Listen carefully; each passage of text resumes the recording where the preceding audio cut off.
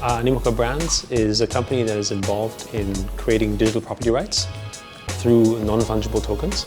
We are basically creating a new form of capital through these non-fungible tokens, basically digital equity.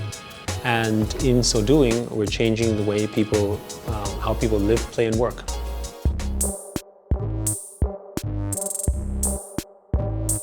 In terms of the last round, obviously the valuation of the business has hit $1 billion. In terms of our token economy and token system, the daily trade of our tokens and non-fungible tokens combined is probably somewhere between $200 to $300 million a day. And the value of our token ecosystems in terms of market cap is probably around $3 or $4 billion. We continue to have record sales of non-fungible tokens, whether they buy Virtualland on Sandbox or digital cars on F1. In late 2017, when we saw the opportunity of non-fungible tokens, we saw that there was something much bigger than video games and actually a more important opportunity, and that was the one around digital property rights. We got into the space with non-fungible tokens because we saw that people needed digital property rights. Right? So there's a broad problem in the world today, which is that anything we do digitally, anything we do online right now, we don't own any of it. Your time, your value, your assets that you purchase, whether it's in a game or the time you spend on Facebook or Instagram, the photos you share, actually you own nothing. Right? And this is where the aspect of how do we give people ownership in that space. And so non-fungible tokens was the way that we think was possible. And so we shifted our business towards that direction, using video games as the first approach. When you play a video game, right, which most of the world plays games, right? 2.7 billion people play games today. And last year, $100 billion of virtual assets were sold in video games. Cars, swords, skins, that kind of stuff was spent on these assets. In those games, none of the players own anything.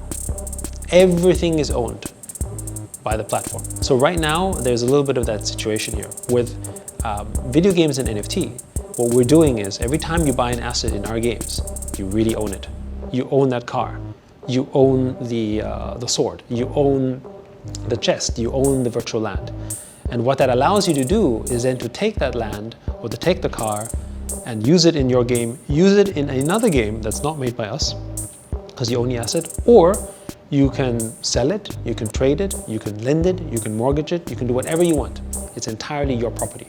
Just like if you own your own physical car, you can decide to do whatever you want with it. And that's basically what we're doing here. What we're really doing is delivering property rights into all the games. And the effect will be that not only do players become more empowered because they have ownership, it also forces the video game company to be more fair, because now they have to listen to the players because they are your owners through the property inside the game. I think the way to look at NFTs, not just in games but everywhere, is that every single asset will be an NFT. Just like in the real world, if I go buy a cup or I buy a pencil or I buy a laptop, actually these are all non-fungible. They're not tokens, but they're non-fungible assets. They're all slightly different from each other because you used it or because it has a different history. And that's a relationship we'll have with every object. But that doesn't mean they have to be expensive. Right now, when you look at the news, you see the headline, $1 million sales of one NFT. But that's like saying everything in the world has to be a Mona Lisa. Right? It's not necessary, right? You really need a few of them that can be valuable, that's okay. But the vast majority of everything is going to be very cheap. And it's going to be utility. Like you use, like for instance, a normal gun or a sword or a weapon or a virtual cup, or that can be just $1, $2, $5, half a dollar. It doesn't have to be expensive. Our view is that the influential impact on society that NFTs will have on society will be game-changing. In our view, trillions of dollars of market opportunity will develop. Lots of new job opportunity and employment will come.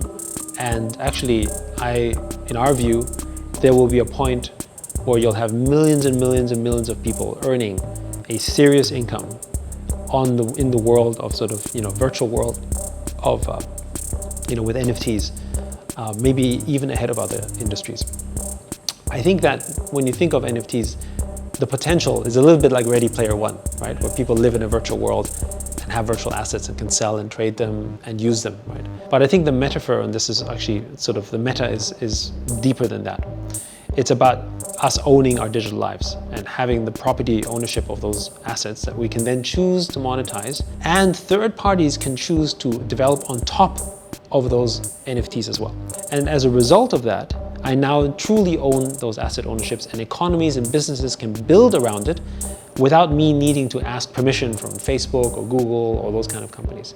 So I think in that sense, NFTs really define the virtual property ownership space because the technology makes it permanent. And also the framework, I understand ownership of a digital car or ownership of digital land easier than data privacy.